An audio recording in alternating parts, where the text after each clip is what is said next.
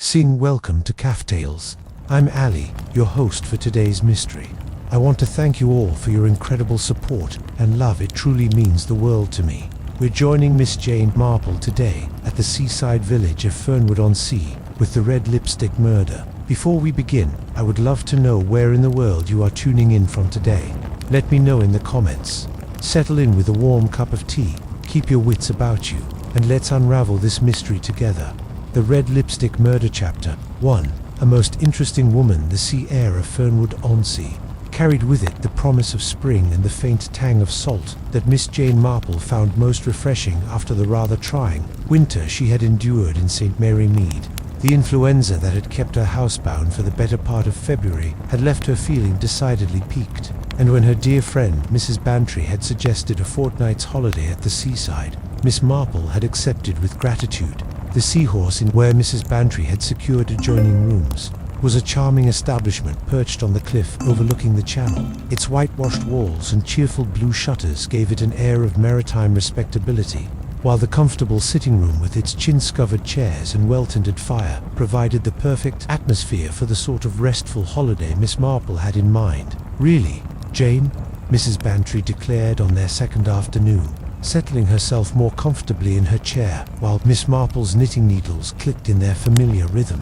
"You must admit that the change of scene is doing you a world of good. You've quite got your color back." Miss Marple smiled gently, her pale blue eyes twinkling with their characteristic mixture of kindness and shrewd observation. "Indeed, Dolly, it is most refreshing, though one does find that human nature is much the same everywhere, does one not? Even in such a charming spot as this." It was true that Fernwood-on-Sea possessed all the qualities one might desire in a seaside village. The high street boasted a proper butcher's shop, a well-stocked draper's, and a post office presided over by Mrs. Hewitter, woman of such obvious respectability that Miss Marple felt quite at home immediately. The village church, she had observed during their morning constitutional, was well maintained, and the vicar appeared to be a sensible man of middle years, who took his duties seriously. Yet it was not the public face of Fernwood-on-Sea that had captured Miss Marple's attention, but rather the undercurrents of gossip that seemed to swirl around one particular resident like autumn leaves in a brisk wind. "You simply must hear about Mrs. Calder," Mrs. Bantry continued, lowering her voice in the conspiratorial manner that Miss Marple recognized as the prelude to particularly interesting village intelligence. "Mrs. Hewitt was most informative this morning when I collected our letters." Miss Marple's needles paused for just a moment. "Mrs. Calder, Mrs. Irene Calder of Windermere House. You know that rather grand place we passed on the coastal path yesterday, the one with the extensive gardens and the view over the bay?" Mrs. Bantry's eyes brightened with the pleasure of having a captive audience for her tale. "She is quite the most interesting woman by all accounts. A war widow, you know, though she cannot be much above auburn hair, still quite striking, and with the most elegant wardrobe. Mrs. Hewitt says she orders her dresses from London." "How very nice for her," Miss Marple murmured, though her tone suggested she was listening with more than polite interest. "But, my dear Jane, that is hardly the most remarkable thing about her. It seems Mrs. Calder has become quite the talk of the village, due to her, how shall I put it, her varied social connections." Mrs. Bantry leaned forward, clearly relishing the story. "There is young Tommy Fletcher, for instance. He tends her gardens, though he is scarcely 30, and far too handsome for his own good, if you take my meaning. The sort of young man who might turn any lady's head, particularly one who has been a widow for some years." Miss Marple made a small sound of understanding. She had known several Tommy Fletchers in her time, and they rarely brought anything but complications to the lives of lonely women of a certain age. "Then there is Colonel Ashford," Mrs. Bantry continued. "Rather a distinguished gentleman, though he must be past 60. Lost his wife 2 years ago, poor man, and has been quite at loose ends since. He calls upon Mrs. Calder most afternoons for tea, which seems perfectly proper, though his daughter is said to be less than pleased with the arrangement." "Daughters so rarely are," Miss Marple observed mildly, her needles resuming their gentle rhythm. "One finds that they have very definite ideas about what is suitable for their fathers." "Precisely. Miss Patricia Ashford is said to be quite the managing sword runs her father's household with military precision, and has very firm opinions about suitable companions for a man of his standing." Mrs. Bantry paused to sip her tea before delivering. what was clearly the most intriguing piece of information. But the most curious visitor of all is Miss Vivian Lake, the actress. Miss Marple looked up with genuine interest. An actress, indeed. She is performing in the little theatre company that has taken residence in Bramfield for the season, the neighbouring town. Apparently, she has struck up quite a friendship with Mrs. Calder, though what a sophisticated woman of the theatre could have in common with a widow in a seaside village is rather beyond my comprehension. Miss Marple considered this information carefully. In her experience, friendships between women of very different backgrounds often concealed purposes that were not immediately apparent to the casual observer. Mrs. Hewitt mentioned something rather particular about Mrs. Calder. Mrs. Bantry continued, clearly saving the best morsel for last. She has quite a collection of lipsticks, enough to paint a battleship, as Mrs. Hewitt so colourfully put it. But the curious thing is, she always wears the same shade. Pale rose. It isn't quite distinctive. Mrs. Hewitt says you can spot Mrs. Calder from across the high street by that particular colour alone. Miss Marple's needles stilled entirely, and she looked thoughtfully out the window, toward the sea. There was something about that detail, the consistency of such a small personal choice, that struck her as significant, though she could not immediately say why. In her long experience, people who maintained such rigid habits in small matters often did so for reasons that went deeper than mere preference. "How very interesting," she murmured, and resumed her knitting with the air of one who has filed away a piece of information for future consideration. The afternoon sun slanted through the sitting-room windows, casting long shadows across the comfortable furniture, and Miss Marple found herself looking forward to making the acquaintance of the mysterious Mrs. Calder. Something told her that Fernwood-on-Sea might prove to be rather more eventful than either she or Mrs. Bantry had anticipated. Chapter 2. Secrets in the Spring Garden. The morning air held that particular crispness that spoke of spring's tentative arrival, and Miss Marple found herself quite invigorated as she set out for her constitutional along the coastal path. Mrs. Bantry, declaring herself far too comfortable with her morning tea and the previous day's copy of the Times, had elected to remain at the Seahorse Inn, leaving Miss Marple free to pursue her own gentle investigations of the village's geography. The path wound pleasantly between hedgerows where early primroses were beginning to show their pale faces, and Miss Marple walked with the unhurried pace of one who found as much interest in observing her surroundings as in the exercise itself. It was this deliberate approach that led her quite naturally to pause at the iron gates of Windermere House, when she heard the sound of voices carried on the morning breeze. The house itself was indeed as impressive as Mrs. Bantry had suggested. A substantial Victorian villa of grey stone, with bay windows that caught the morning light, and an air of well-maintained prosperity. But it was the gardens that truly commanded attention, particularly the rose garden that stretched along the southern wall, where even in early spring, the carefully pruned bushes promised a spectacular display in the months to come. It was there, among the neat beds and gravelled paths, that Miss Marple first observed the young man who could only be Tommy Fletcher. He was, as Mrs. Bantry had indicated, decidedly handsome, with the sort of fair hair and strong shoulders that would indeed turn many a lady's head. But there was something in his posture, tension in the set of his shoulders, a restless energy in his movements that suggested a man under considerable strain. Thought Miss Marple, settling herself on a convenient bench that commanded an excellent view through the garden railings, applied herself to the small piece of knitting she invariably carried, and listened with the acute attention she had perfected over many years of village life. "It cannot go on like this," Tommy was muttering as he attacked a rosebush with unnecessary vigor.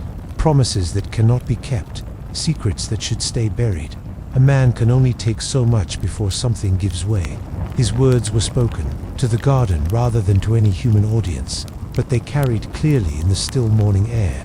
Miss Marple's knitting needles slowed their rhythm as she processed this interesting intelligence. In her experience, young men who spoke of buried secrets and broken promises were usually in considerably more trouble than they cared to admit. The sound of French doors opening caused both Tommy and Miss Marple to look toward the house, where a woman had emerged onto the terrace. Even at a distance, there was no mistaking Mrs. Irene Calder. Her auburn hair was perfectly arranged despite the early hour, and her morning dress was of a quality that spoke of London shops and careful attention to detail. Yet Miss Marple's sharp eyes noted something that no casual observer might have detected: a certain tightness around the eyes, shadows that suggested sleepless nights, and a rigidity in her carriage that hinted at nerves stretched to their limit. "Tommy," Mrs. Calder called, her voice carrying clearly across the garden. "A word, if you please." The young man straightened with obvious reluctance and approached the terrace. Miss Marple, whose hearing remained excellent despite her years, was able to catch the essence of the conversation that followed. "We have discussed this matter before," Mrs. Calder said, her tone crisp with barely controlled irritation. "Discretion is essential in all our dealings. Surely I need not remind you of the importance of knowing one's place and maintaining appropriate boundaries." "But the circumstances," Tommy began. "The circumstances," Mrs. Calder interrupted sharply, "are precisely what they have always been. Nothing has changed, and nothing will change. I trust I make myself clear." Tommy's response was too low to carry, but his dejected posture spoke volumes. Mrs. Calder remained on the terrace for several moments after he returned to his work, her gaze fixed on something beyond the garden boundaries, or perhaps beyond the present moment entirely. Miss Marple resumed her walk with much to consider. The brief exchange had revealed layers of complexity beneath what might otherwise appear to be a straightforward employer relationship. In her long experience, when respectable women felt compelled to remind handsome young men about knowing their place, the situation was rarely as simple as it appeared. Her morning errands took her past the post office, where she intended to purchase stamps for the letters she owed to various friends in St. Mary Mead. Mrs. Hewitt, the postmistress, proved to be as informative as Mrs. Bantry had suggested, particularly when Mrs. Calder herself entered just as Miss Marple was completing her transaction. "I should like to send this package to London," Mrs. Calder announced, producing a carefully wrapped parcel. "To Messrs. Frobisher and Associates, Bedford Square. It is rather urgent." Mrs. Hewitt examined the package with the thoroughness of one who took her responsibilities seriously. "Publishers, are they not?" she inquired with innocent interest. Mrs. Calder's response was crisp. "They handle various literary matters. The package contains documents that require immediate attention." As Mrs. Calder completed the necessary forms, Mrs. Hewitt turned to Miss Marple with the air of one continuing an interrupted conversation. "As I was saying, Mrs. Calder has been receiving the most interesting correspondence lately. Letters, marked personal and confidential in the most elegant feminine hand, always posted from London. They are, and arriving with such regularity that one might set one's clock by them." Miss Marple murmured appropriately interested sounds while observing Mrs. Calder's reaction from the corner of her eye. The woman's hand had stilled on the postal form, and a flush had crept up her neck in a manner that suggested acute discomfort. The transaction completed with minimal further conversation, Mrs. Calder departed with a brief nod, leaving behind an atmosphere of tension that even the cheerful Mrs. Hewitt seemed to sense. That evening, as Miss Marple sat by her window enjoying the last light of day, movement at Windermere House caught her attention. A figure in a dark coat approached the front door with the purposeful stride of one expected. The visitor remained for perhaps 20 minutes before emerging again, but by then, the sea mist had begun to roll in from the channel, swallowing the figure's departure in its grey embrace. Miss Marple drew her shawl more closely about her shoulders and reflected that Fernwood Dauncey was proving to contain precisely the sort of human complexities that made village life so endlessly fascinating. The morning's observations had raised far more questions than they had answered, and she found herself looking forward to discovering what further revelations the following day might bring. Chapter 3. Shadows of the Past. Sunday. Morning in Fernwood-on-Sea dawned clear and bright, with the sort of crystalline light that made the sea sparkle like scattered diamonds beyond the village rooftops. Miss Marple, always punctual in her religious observances, accompanied Mrs. Bantry to the morning service at St. Michael's, where the Reverend Mr. Caldecott delivered a sermon on the text, "The truth shall make you free," with a fervour that seemed particularly appropriate to her recent observations. The church itself was a charming example of Norman architecture, its ancient stones mellowed by centuries of sea, air in its interior warmed by the gentle light filtering through stained glass, windows that depicted various saints in attitudes of pious devotion. Miss Marple noted with approval that the congregation, while not large, appeared to represent a good cross-section of village society, from the fishermen in their Sunday best to the more prosperous residents who occupied the front pews with the confidence of established position. It was among this latter group that she first observed Colonel Reginald Ashford, a distinguished gentleman of perhaps 65, whose bearing still reflected his military background, despite the civilian clothes and the walking stick that suggested some old injury. Beside him sat a woman of perhaps 28, whose severe dark dress and rigidly upright posture spoke of a character formed by duty and discipline. "That must be Patricia Ashford," Mrs. Bantry whispered as they settled into their pew. The Colonel's daughter, quite the managing sort, by all accounts. Miss Marple studied the pair with interest. The Colonel had the weathered face of a man who had seen service in difficult climates, but his expression held a contentment that suggested recent happiness. His daughter, however, presented a marked contrast. Her features were pleasant enough, but there was a tightness about her mouth and a watchfulness in her eyes that spoke of someone perpetually on guard against some unnamed threat. Following the service, Miss Marple found herself in conversation with the Colonel as the congregation filed slowly out into the spring sunshine. He proved to be a gentleman of the old school, courteous and well-informed, with the sort of natural authority that came from years of command. "A most refreshing change from London," he remarked, gesturing toward the sea view that spread before them. "One finds such honesty in these seaside communities. Mrs. Calder, for instance, most remarkable woman, has been quite frank about her experiences during the war years. So refreshing to meet someone willing to speak truthfully about those difficult times, rather than glossing over the complexities with patriotic platitudes." Miss Marple made appropriate murmuring sounds, while noting that Patricia Ashford's lips had compressed into an even thinner line at the mention of Mrs. Calder's name. The young woman's silence on the subject was eloquent in its own way, speaking of disapproval held firmly in check by considerations of propriety. "One does so value honesty," Miss Marple agreed gently, "though one sometimes finds that the truth can be rather more complicated than it first appears." The Colonel's eyes sharpened with interest, but before he could respond, Patricia placed a firm hand on his arm. "Papa, we really mustn't detain these ladies," she said with pointed politeness. "Mrs. Peyton is expecting us for luncheon, and punctuality is so important." As father and daughter made their farewells, Miss Marple reflected that she had rarely encountered a young woman who seemed quite so determined to control her parents' social interactions. In her experience, such vigilance usually sprang from fears that went considerably deeper than mere concern for proper etiquette. The afternoon brought another interesting encounter. When Miss Marple, walking past Fernwood's modest flower shop, observed a striking woman selecting an elaborate bouquet of white roses. The woman was perhaps 35, with lustrous dark hair arranged in the theatrical style currently fashionable and clothing that spoke of London rather than seaside practicality. For a dear friend, the woman was explaining to the shopkeeper in tones that carried the trained projection of the stage. "Someone who has been most kind to me during my stay in this charming part of the world."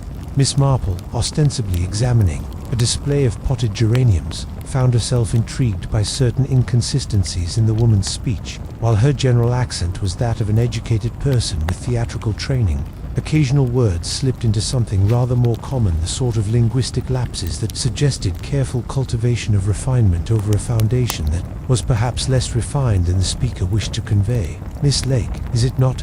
Miss Marple inquired gently as the woman completed her purchase. "Indeed, Vivian Lake, the actress." The woman turned with a practiced smile that displayed her considerable beauty to advantage. "Though I fear you have the advantage of me. I am staying at the Seahorse Inn with my friend Mrs. Bantry. We heard you were performing with the company in Bramfield. How exciting for the neighborhood to have such cultural opportunities." Miss Lake's smile flickered almost imperceptibly. "Yes, quite though. One finds that the provinces offer their own unique rewards for those who know where to look."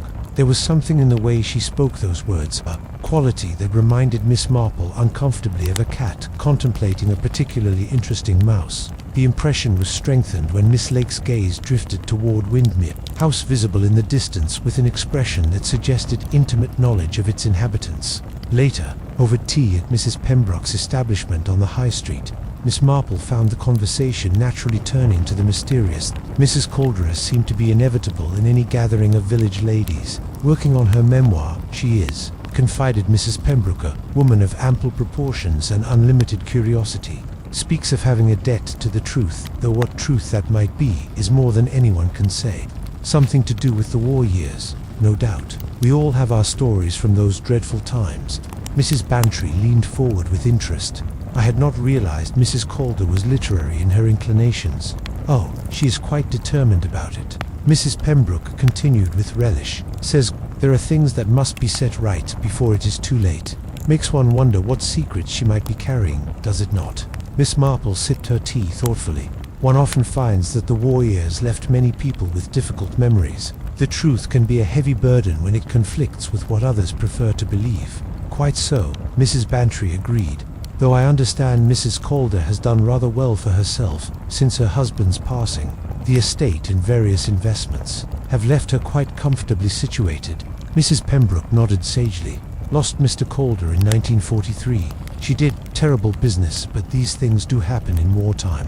Still, one cannot help but notice that tragedy sometimes brings unexpected compensations.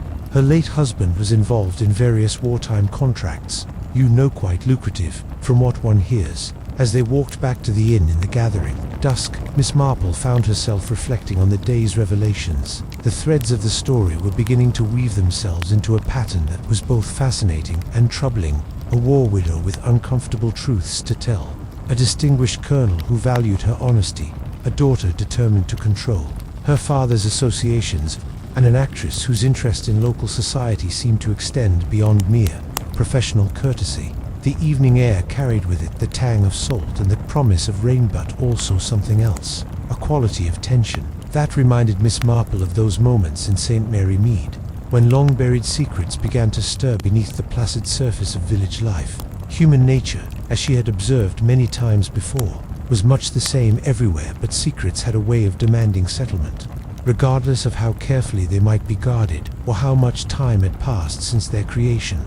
Chapter 4. The crimson-kissed, tranquil morning atmosphere of Whodunit was shattered shortly after 9 o'clock by the sound of Tommy Fletcher's anguished cry echoing across the gardens of Windmere House. Miss Moore, who had been enjoying her morning tea while observing the village's gentle awakening through her window at the Seahorse Inn, immediately recognized the particular quality of distress that accompanies the discovery of something terrible and unexpected. Within minutes, the young gardener could be seen stumbling from the house toward the village, his face ashen and his usual composure entirely demolished. Mrs. Bantry, who had been reading her correspondence at the breakfast table, looked up in alarm as the commotion reached their ears. "Good gracious, Jane, whatever can be the matter?" Miss Marple set down her teacup with deliberate care and reached for her knitting bag, a companion that had accompanied her through many such crises. "I rather fear," she said quietly, "that we are about to discover that Whodunit is not quite as peaceful as we had supposed." The news, when it came through Mrs. Hewitt at the post office some 20 minutes later, was as shocking as Miss Marple had anticipated, though no less disturbing for being expected. Mrs. Irene Calder had been found dead in her drawing room, seated in her favorite chair, with all the appearance of having taken her final rest in familiar yet the circumstances of her discovery suggested something far more sinister than a natural passing dot. Dr. Haydock arrived from the neighboring town within the hour, his familiar figure bringing a measure of comfort to Miss Marple, who had encountered the good doctor during previous difficulties in St. Mary Mead. Inspector Crane of the County Constabulary followed shortly thereafter, a methodical man of middle years whose reputation for thorough investigation preceded him. It was Mrs. Bantry's long-standing friendship with Dr. Haydock that secured them permission to observe the proceedings, though Miss Marple suspected that the doctor's true motivation was his awareness of her particular talents in matters of this nature. Certainly, when they were admitted to Windmere House, his greeting contained more relief than surprise. The drawing room presented a scene that was both elegant and deeply disturbing. Mrs. Calder sat in her favorite wingback chair beside the morning room window, where the spring sunlight streaming through the glass created an almost peaceful tableau. She wore a cream silk dressing gown of obvious quality, and her auburn hair remained perfectly arranged, despite the plight of circumstances. On the small table beside her chair sat an overturned brandy snifter, its contents having spread across the polished surface in a manner that suggested sudden collapse. But it was the detail that had so distressed Tommy Fletcher that immediately captured Miss Marple's attention. At the corner of Mrs. Calder's mouth, clearly visible against her pale skin, was the unmistakable mark of a lipstick kiss, rendered in a shade of crimson so vivid it seemed almost shocking against the subdued tones of the morning room. Most peculiar, Dr. Haydock murmured as he completed his preliminary examination. The symptom suggests poisoning, possibly cyanide, given the rapid onset indicated by the scene. But this lipstick mark, he gestured helplessly toward the detail. Inspector Craner, practical man with little patience for theatrical mysteries, examined Mrs. Calder's cosmetics case with methodical thoroughness. Contains only pale shades, he announced. Rose tones, exactly as the village ladies described. Nothing remotely approaching this crimson color. Miss Marple, moving about the room with the careful attention she had perfected over many years of observation, noted several details that seemed to demand consideration. Upon the writing desk near the window lay a letter that appeared to have been hastily composed, its contents suggesting financial arrangements of an urgent nature.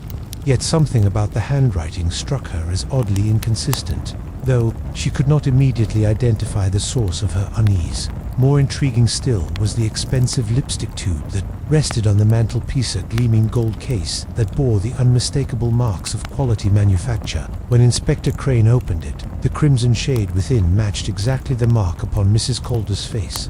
Yet the lipstick itself appeared virtually unused, ditch surface bearing none of the wear patterns one would expect from regular application. Someone wanted us to find that, Ms. Marple observed quietly to Dr. Haydock. In my experience, people who commit crimes of passion rarely pause to arrange such theatrical touches with such deliberate care. The most disturbing discovery, however, came when Inspector Crane examined Mrs. Calder's writing desk more thoroughly.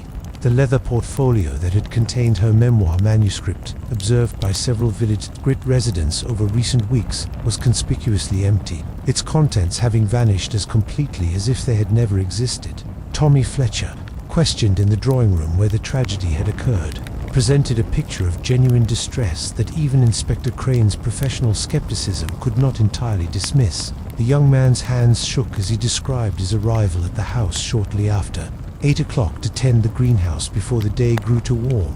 I called out when I arrived, he explained, his voice barely steady. Mrs. Calder usually responded from wherever she might be in the house. When there was no answer, I thought perhaps she was still sleeping, but then I noticed the drawing room door was ajar. His voice trailed away as he gestured helplessly toward the chair where his employer's body had been discovered. Did you touch anything? Inspector Crane inquired with professional directness. Only to check if she might still be breathing, Tommy replied, but it was clear that she had been dead for some time. The room felt cold, and there was something about the stillness. He shuddered visibly. Dr. Haydock's examination suggested that death had occurred sometime between 10 o'clock the previous evening and midnight, time frame that encompassed the period when Miss Marple had observed the mysterious visitor approaching the house through the gathering. See missed dot as the official proceedings continued around her.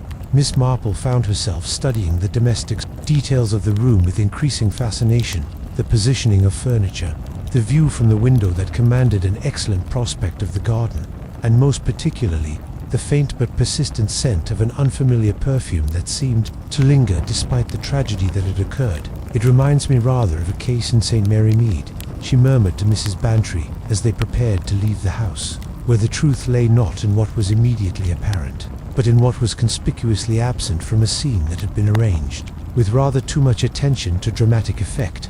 The morning that had begun with such promise now settled into the grim routine of official investigation. But Miss Marple carried with her a growing conviction that the death of Mrs. Irene Calder represented something far more complex than a simple crime of passion. The crimson lipstick, the missing manuscript, and the theatrical arrangement of the scene all suggested a mind that planned with considerable courage, perhaps with motives that went deeper than the obvious tensions she had observed during her brief acquaintance with the households of Fern Wood-on-C. Chapter 5. Unraveling threads. The afternoon brought with it the methodical process of official investigation as Inspector Crane established himself in Mrs. Calder's morning room to conduct his interviews with the systematic thoroughness that had earned him his reputation. Miss Marple granted permission to remain as Mrs. Bantry's companion, and Dr. Haydock's valued observer positioned herself with her knitting in a corner chair where she could observe without intruding upon the proceedings. Tommy Fletcher was questioned first, his earlier distress having given way to a resigned acceptance of his circumstances. Under Inspector Crane's patient but persistent questioning, A rather different picture emerged from the simple employer-gardener relationship that had been suggested by village gossip. "You must understand," Tommy said, his hands clasped tightly in his lap. "Mrs. Calder was not merely my employer. We had an understanding.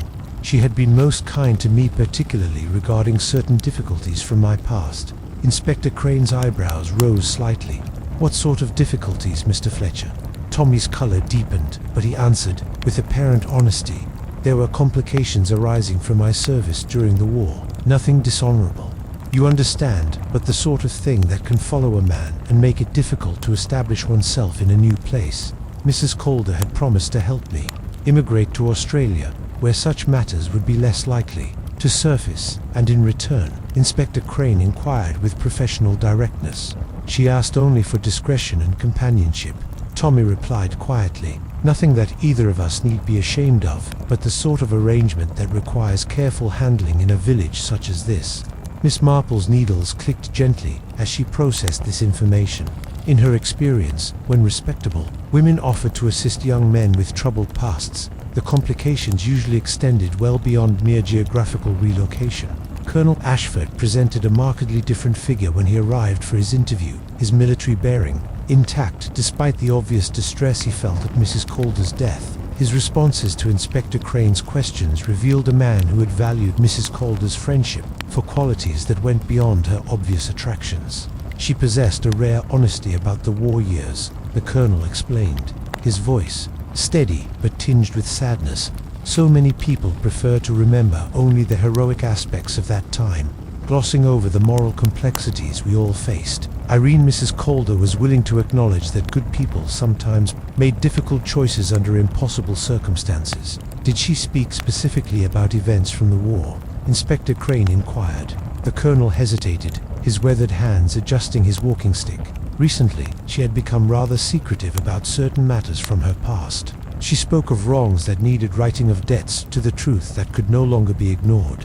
I had the impression she was wrestling with her conscience about something that had troubled her for years.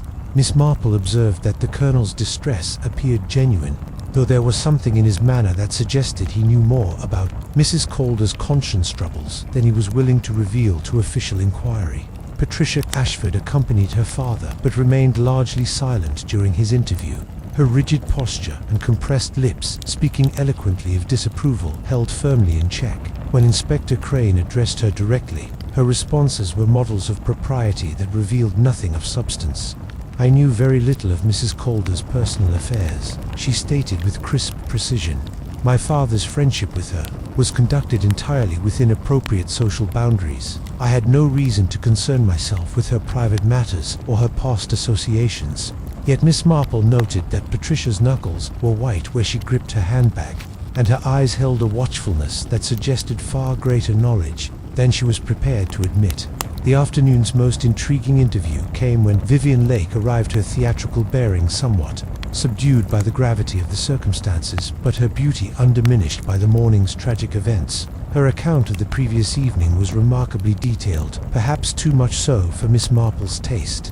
"I was in rehearsal from 7 until nearly 11, Miss Lake explained, her trained voice carrying clearly through the room. "We are preparing Wilde's The Importance of Being Earnest for our next production, and the director is most particular about precision in comedic timing. Several members of the company can vouch for my presence throughout the evening." Inspector Crane made careful notes, while Miss Marple observed that the actress's accent seemed more consistently refined than it had during their brief encounter at the flower shop. Such linguistic control suggested considerable practice in adapting one's presentation to circumstances, a skill that might extend beyond the merely theatrical. "Your friendship with Mrs. Calder," Inspector Crane continued. "How did it develop?" "We discovered mutual interests in literature and travel," Miss Lake replied smoothly. She was a woman of considerable cultivation, despite the rather limited social opportunities of village life. We found we had much to discuss regarding the broader world beyond Fernwood-on-Sea. Miss Marple's knitting paused as she noted something in the actress's tone, a quality that reminded her of a cat describing its interest in songbirds. All innocent fascination concealing rather more predatory instincts. The investigation took a significant turn when Inspector Crane's inquiries into the source of the mysterious crimson lipstick bore fruit. A telephone call to London revealed that the expensive tube found at the scene contained a shade called Scarlet Vengeance, a limited production color available only at Harrods Cosmetics counter and purchased by very few customers due to its dramatic intensity and considerable cost. "Most interesting," murmured Dr. Haydock when this information was shared. "Not the sort of shade one would expect to find in a seaside village, particularly given Mrs. Calder's well-known preference for more subtle tones." Following the formal interviews, Miss Marple requested permission to examine the drawing room once more, this time with the quiet thoroughness that had served her so well in previous investigations. Inspector Crane, perhaps recognizing the value of her particular perspective, granted this request with good grace. Moving slowly about the elegant space, Miss Marple absorbed details that the official investigation focused on immediate evidence might overlook. The arrangement of furniture spoke of a woman who valued both comfort and the ability to observe her. The chair where Mrs. Calder had died commanded an excellent view of both the garden and the approach to the house. The morning light fell across the writing desk in a manner that would make correspondence a pleasant morning activity, yet the missing manuscript pages suggested that recent writing had been of a rather different character than social correspondence. Most intriguingly, despite the hours that had passed since the discovery of the body, Miss Marple detected the lingering trace of an unfamiliar perfume, something rather more exotic than the lavender water that Mrs. Calder was known to favor. The scent was subtle but persistent, speaking of quality and perhaps of recent presence. As she completed her examination, Miss Marple reflected on the day's revelations with the methodical approach that had guided her through many such puzzles. The interviews had revealed layers of complexity beneath the surface relationships of Fernwood Ansty society, while the physical evidence suggested a crime planned with considerable care and attention to dramatic effect. The crimson lipstick, in particular, seemed designed to convey a message beyond mere misdirection, though what that message might be remained tantalizingly unclear.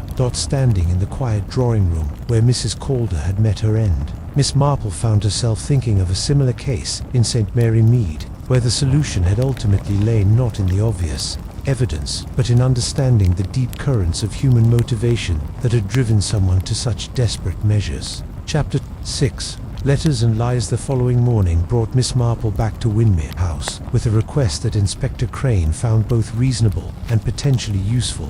She wished, she explained with her characteristic diffidence, to examine more closely the letter that had been found on Mrs. Calder's writing desk, the one that had struck her as somehow inconsistent during the previous day's investigation. "One does develop rather particular notions at my age," she apologized gently as Inspector Crane retrieved the document from his evidence case. "But there was something about the handwriting that reminded me of a case we had in St. Mary Mead. Some years ago, a village schoolmistress who had been forging references for herself, most skillfully done, but with certain telltale characteristics that revealed the deception to those who knew what to observe.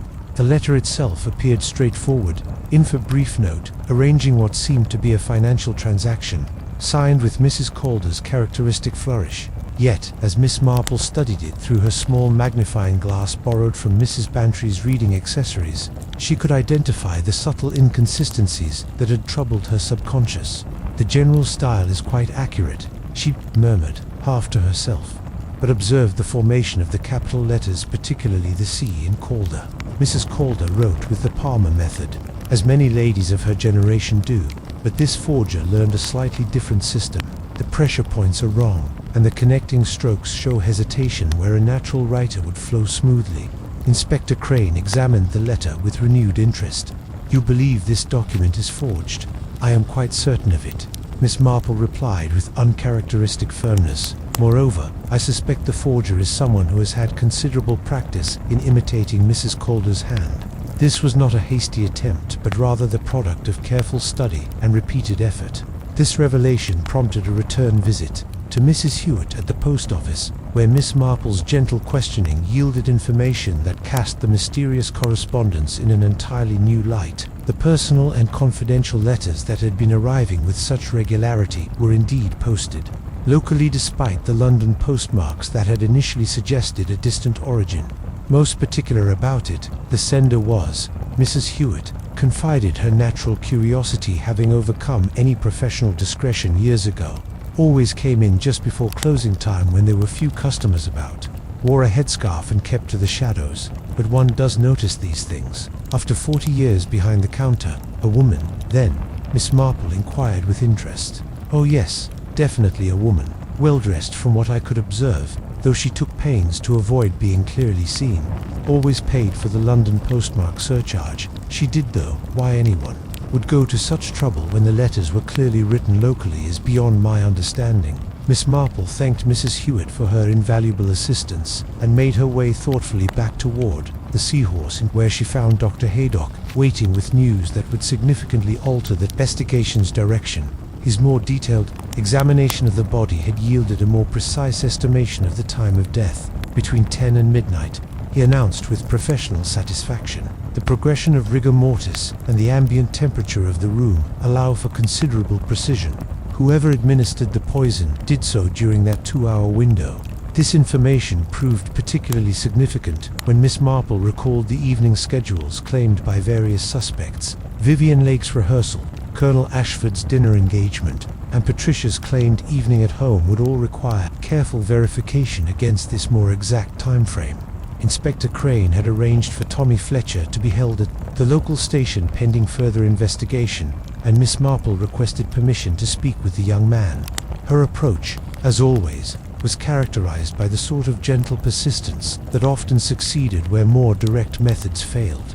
I think you haven't been entirely forthcoming about your wartime difficulties, she began, settling herself in the Spartan interview room with her knitting as though she were making a social call. In my experience, young men who speak of complications that follow them usually mean something rather more specific than mere employment troubles. Tommy's composure, already strained by his circumstances, crumbled under Miss Marple's sympathetic but relentless questioning. The truth, when it emerged, was both simpler and more complex than anyone had suspected. I deserted, he said finally, his voice barely above a whisper.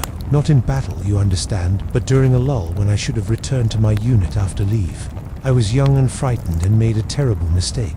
Only for 3 days, but it was enough. The official records were adjusted to show illness rather than desertion, but someone discovered the truth and has been using it against me ever since. Mrs. Calder knew of this. Miss Marple inquired gently. She learned of it through her wartime work. She had access to various confidential records, but rather than use it against me, she offered to help me escape the blackmail entirely, a fresh start in Australia where such old troubles could not follow.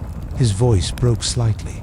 She was the first person in years to show me genuine kindness. This revelation cast Tommy's relationship with Mrs. Calder in an entirely different light, transforming him from a potential murderer, motivated by a secret affair, into a victim of circumstance who had found unexpected salvation through Mrs. Calder's compassion. Meanwhile, Miss Marple's inquiries into Vivian Lake's background had yielded information that proved even more startling. A discreet telegram to a theatrical friend in London had confirmed that, while Vivian Lake was indeed a legitimate actress, her real name was Violet Simpkins, and her history was rather more complex than her polished theatrical persona suggested. The records showed that Violet Simpkins had a brother, Private Michael Simpkins, who had died in 1943 under circumstances that remained officially classified but were rumored to involve intelligence work and betrayal. The timing coincided precisely with Mrs. Calder's wartime service and that period when her husband had died in circumstances that had left her financially comfortable. When Miss Marple shared this discovery with Inspector Crane, she did so with the measured tone of one who had witnessed similar patterns of concealment and delayed revenge many times before. Human nature never changes, she observed, watching the inspector process this new information. But revenge can take the most patient and elaborate forms. A brother's death in 1943, a sister who spends years perfecting her theatrical skills and establishing a new identity, then carefully positions herself to befriend the woman she holds responsible for her loss. Inspector Crane studied the telegram with professional interest. You believe Miss Simpkins came here specifically to confront Mrs. Calder? I believe, Miss Marple said carefully, that very little about Vivian Lake's presence in Fernwood-on-Sea is the result of mere coincidence. The question that remains is whether she came seeking justice, revenge, or merely answers to questions that have troubled her for nearly a decade. As the afternoon wore on, Miss Marple found herself considering the complex web of relationships and motivations that had brought this small cast of characters together.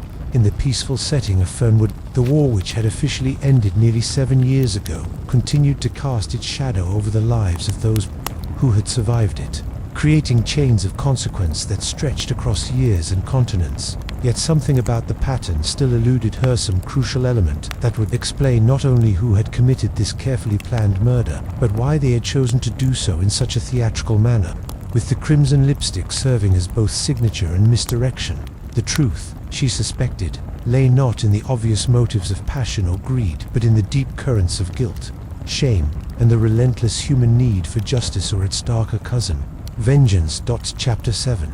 The pattern emerges. Miss Marple spent the early morning hours in her room at the Seahorse Inn, her knitting lying idle in her lap, as she contemplated the curious pattern that was beginning to emerge from the tangle of relationships and motivations surrounding Mrs. Calder's death. The revelation of Vivian Lake's true identity as Violet Simpkins had provided a compelling motive for revenge. Yet something about the crime's execution continued to trouble her methodical mind. "It reminds me rather of the Weatherby case," she murmured to Mrs. Bantry over breakfast, her pale blue eyes distant with recollection. "Do you remember, Dolly, the village school mistress who forged those character references so cleverly that they fooled everyone except old Mrs. Carmichael, who noticed that the woman always formed her capital R, with a distinctive little flourish that appeared in every supposedly different handwriting sample?" Mrs. Bantry looked up from her Morning Post with interest. "I remember the case, certainly. But what bearing does it have on our current difficulties?" "The principle remains the same," Miss Marple replied thoughtfully. "People may disguise their handwriting quite successfully in general terms, but they rarely think to alter the small, unconscious habits that reveal their true identity to those who know what to observe."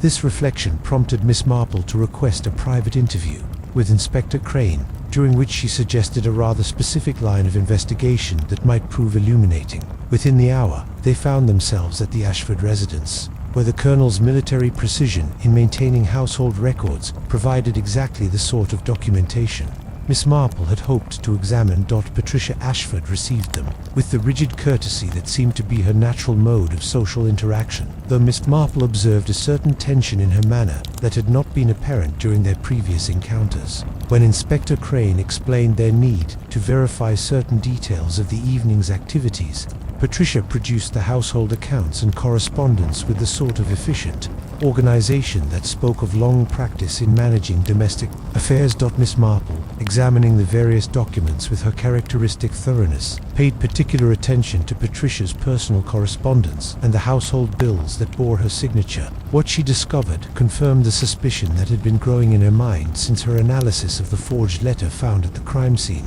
"Most interesting," she murmured, comparing one of Patricia's letters to her friend in Edinburgh with the questioned document. "Observe, inspect the formation of the capital letters, particularly the C and the M, the same slight hesitation before completing the upper loop, the same tendency to press more heavily on the downward stroke." Patricia's composure remained intact, but Miss Marple noted that her hands had developed a slight tremor as she arranged and rearranged the papers on her writing desk. "I fail to understand the significance of such trivial details," she said with studied calmness. "Oh, but handwriting analysis can be quite revealing," Miss Marple replied gently, "rather like a fingerprint in its way.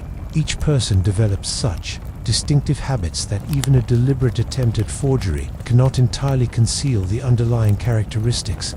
Inspector Crane's subsequent telephone call to Herod's exclusive customer service department yielded information that proved even more damaging to Patricia's claimed innocence. The Scarlet Vengeance lipstick had indeed been purchased by a Miss P. Ashford using an account that had been established some 3 years previously for the purchase of various luxury items not readily available in provincial shops. "But I have never shopped at Herod's," Patricia protested, her rigid composure beginning to show signs of strain.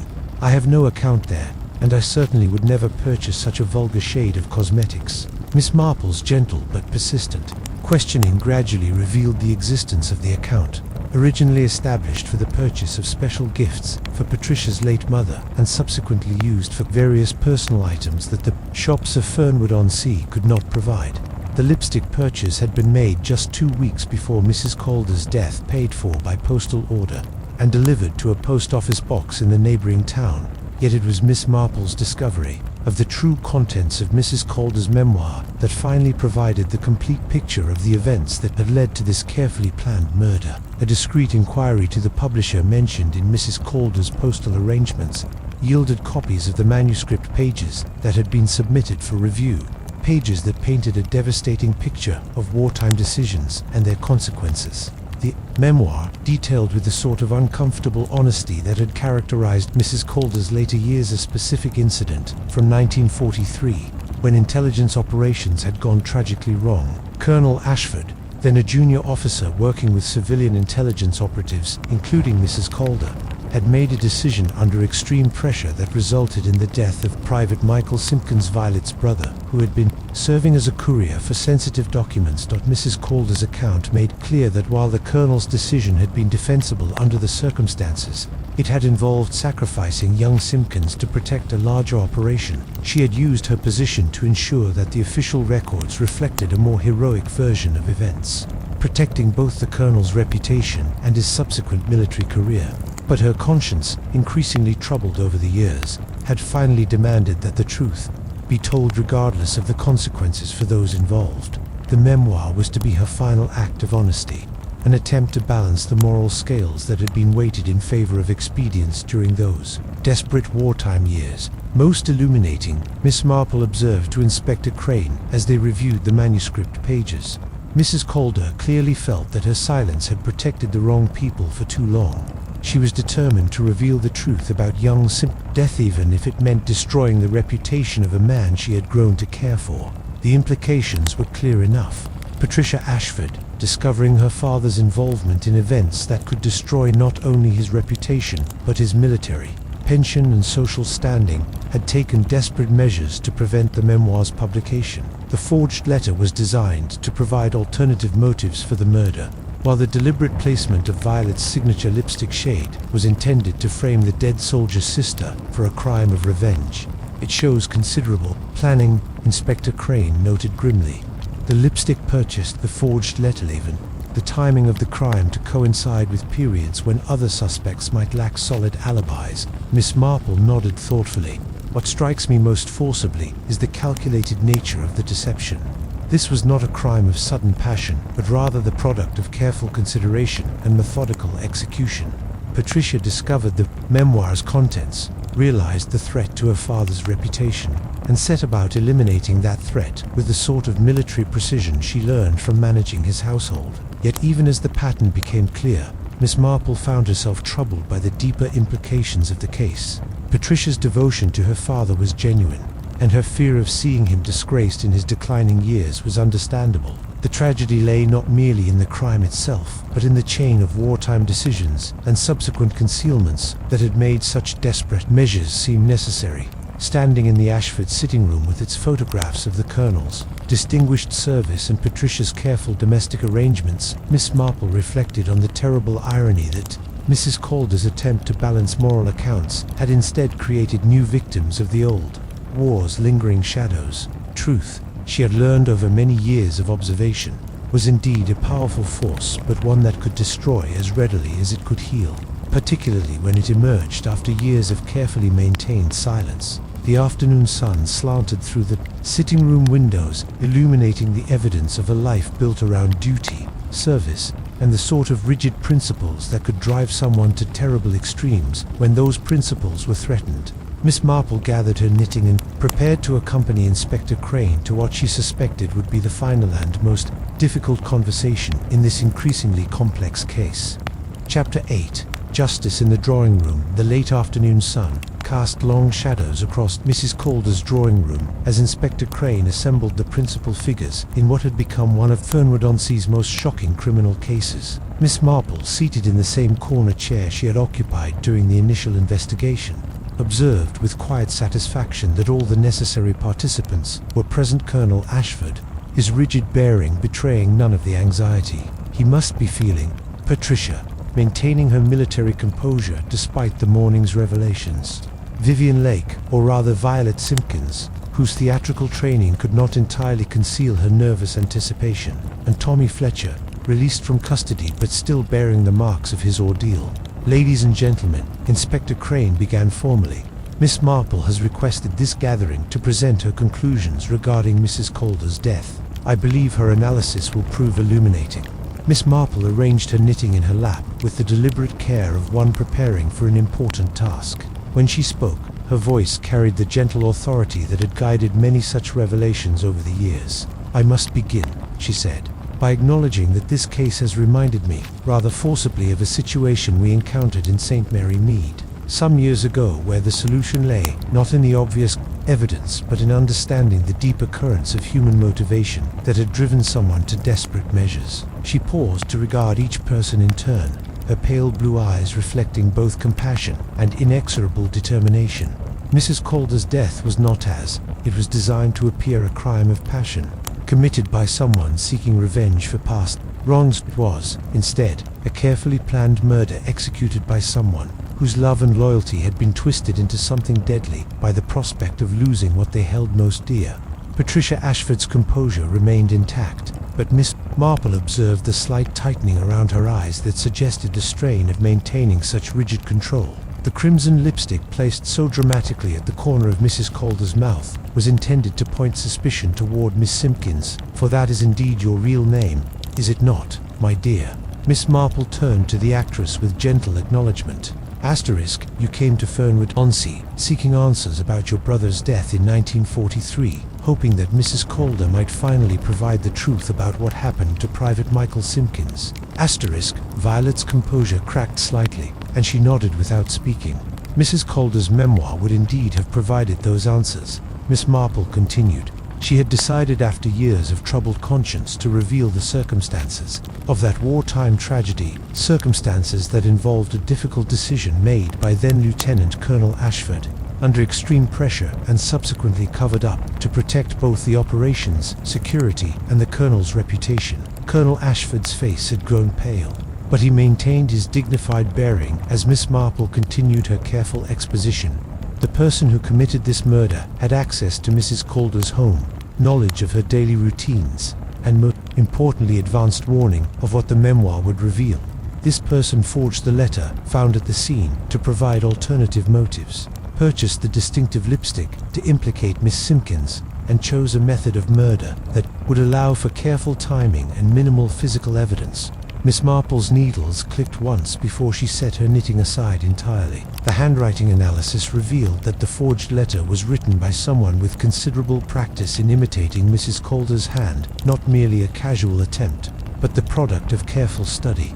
The lipstick was purchased through a Harrods account established years ago for discreet shopping needs. And the cyanide, she paused meaningfully, the cyanide came from photographic developing chemicals, readily available to someone who managed a household where photography was a hobby. Patricia Ashford's military bearing finally began to show cracks, though she remained silent. You discovered the memoir's contents, Miss Ashford, during one of your father's visits to Mrs. Calder. Perhaps you glimpsed the pages or overheard a conversation that revealed their dangerous nature. You realized that publication would destroy not only your father, his reputation, but his military pension, the foundation of your comfortable life together. Miss Marple's voice remained gentle but relentless as she outlined the careful planning that had gone into the crime. You befriended Mrs. Calder sufficiently to learn her routines and gain her trust. You studied her handwriting from the household accounts and correspondence she shared with your father. You researched Miss Simpkins's background and discovered her preference for that particular shade of lipstick information, easily obtained through theatrical gossip or simple observation during her visits to Mrs. Calder. The room had grown very quiet, the only sound the distant murmur of waves against the cliff below. On the evening of the murder, you waited until your father had retired, then made your way to Windmere House, under cover of the sea mist that had been rolling in. All week, Mrs. Calder admitted you readily you were, after all, her dear friend's daughter and a frequent visitor. The poisoned brandy was administered during what appeared to be a social call, and then you carefully arranged the scene to suggest a crime of revenge. Miss Marple leaned forward slightly, her expression combining sorrow with understanding. The crimson lipstick was applied post-mortem and left prominently displayed to ensure its discovery. The forged letter was placed to suggest financial motives or blackmail, Even the timing was calculated to coincide with periods when other suspects might lack unshakable alibis. Patricia's composure finally shattered, and she spoke for the first time since the gathering had begun.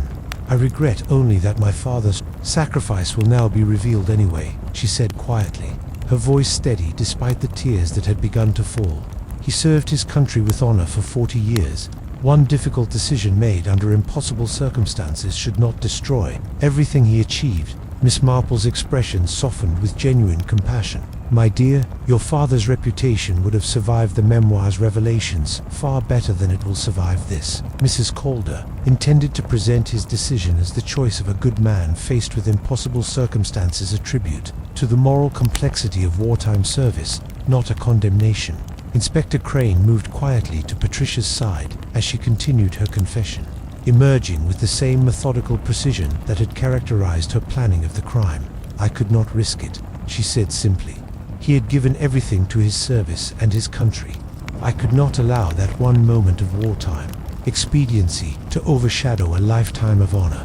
Mrs. Calder was determined to publish, regardless of the consequences.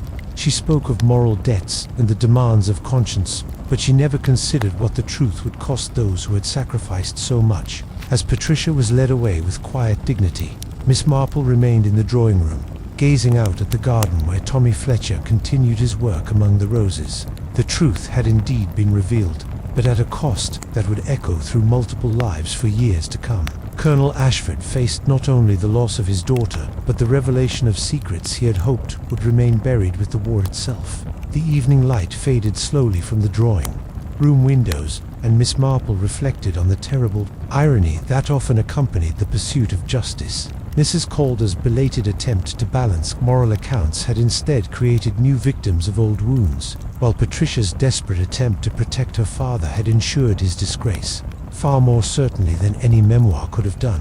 Standing in the quiet room where the tragedy had unfolded, Miss Marple gathered her knitting and prepared to return to the peaceful routine of the Seahorse Inn. The case was closed, but the deeper questions it raised about loyalty, truth, and the long shadows cast by wartime decisions would linger in her mind long after she returned to the familiar complexities of St. Mary Mead. In her long experience with human nature, she had learned that the most devastating crimes often sprang not from evil intentions but from virtues pushed beyond their proper bounds: love that became possessive, loyalty that became blind, and duty that became destructive in its single-minded pursuit of protection for those we hold most dear. Asterisk. Thanks for joining us for the Red Lipstick Murder. Did you suspect Patricia Ashford before Miss Marple revealed the connection to the forged letter and her father's wartime secret? Let me know your thoughts in the comments. And if you enjoyed this adventure with Miss Marple, don't forget to hit subscribe for more mysteries daily. Until next time, remember Miss Marple's wisdom. Human nature is much the same everywhere, and the most devastating crimes often spring not from evil intentions but from virtues pushed beyond their proper bounds. This is Alie, signing off from Café. Sincere.